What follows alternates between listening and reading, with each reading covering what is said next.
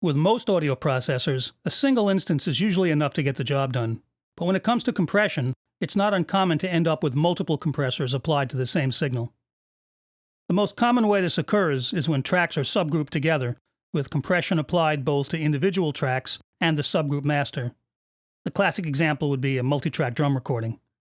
It's pretty standard to insert individual compressors on the key elements of the kit, typically kick and snare, and sometimes toms as well. Occasionally, compression may be applied to the stereo overheads, and if room mics were employed, to these too, to emphasize the ambience. All of these individual drum tracks will likely feed into a drum subgroup, and it's also common practice to strap a compressor across this stereo drum master. So the mixer may end up with a number of compressors being applied to the kit in various ways. If each is used appropriately, rather than building up into an excessively squashed signal, they can each contribute something unique to the kit, and together create the kind of fat, punchy drum sound we tend to take for granted nowadays. Of course, the key is to apply just the right type and the right amount of compression in each instance so they'll all work together harmoniously. Let's take a fairly simple example where individual compressors are used on the main, close-mic'd kick and snare tracks, and another is inserted on the drum subgroup master. The drum sub combines the individual kick and snare tracks with the overheads, which, in addition to cymbals, also contains all the components of the kit. So the kick and snare will be multiply compressed by their own close mic compressors, and again, when both those tracks and the more distant versions of those drums in the overheads are hit with the overall subgroup compressor. So how do you get all this compression to work together properly?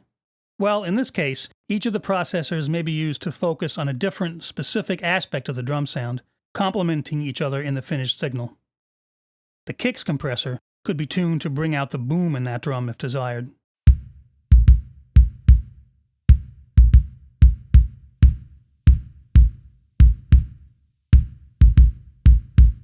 While the snares unit could target any overring, tightening it up for a more solid crack.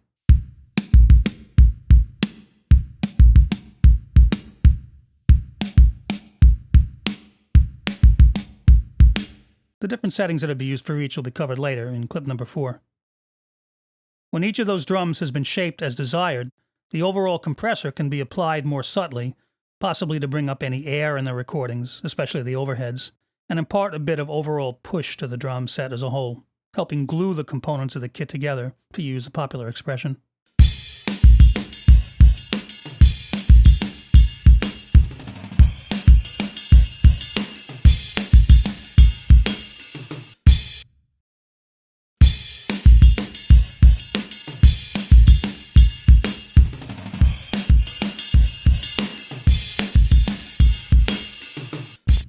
If all the settings are well chosen, the drums should retain plenty of punch while enjoying some nice fatness and a more in-your-face quality that helps them cut through the mix.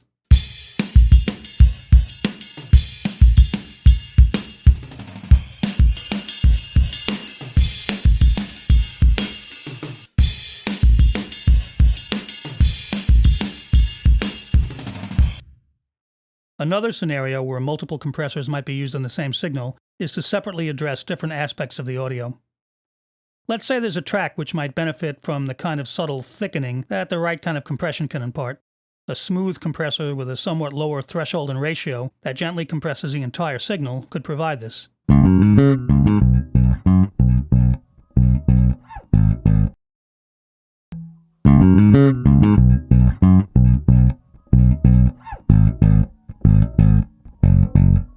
But maybe this same track also has a few notes here and there that jump out, uneven performance dynamics, or the occasional strong transient, like from a hard plucked or slapped note.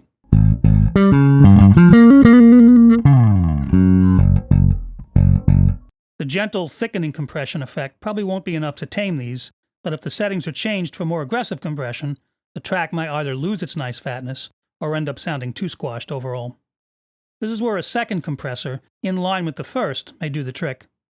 The second unit can be employed more as a limiter, higher ratio, higher threshold, set to affect only the errant notes or transients, without really touching the lower level parts of the recording that are being affected by the first unit.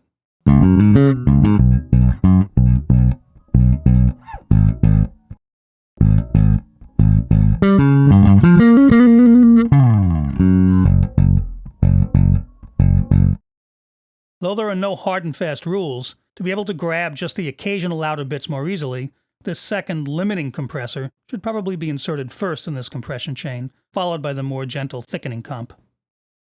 Some virtual compressors even incorporate this kind of thing to make life easier. The stock logic compressor includes an independent limiter, which makes this kind of division of labor even simpler to implement. So don't be afraid to double up or even triple up on compression. With a little practice, you'll get the hang of using multiple compressors appropriately, and you'll be able to exert the kind of dynamic control and effect needed for every situation.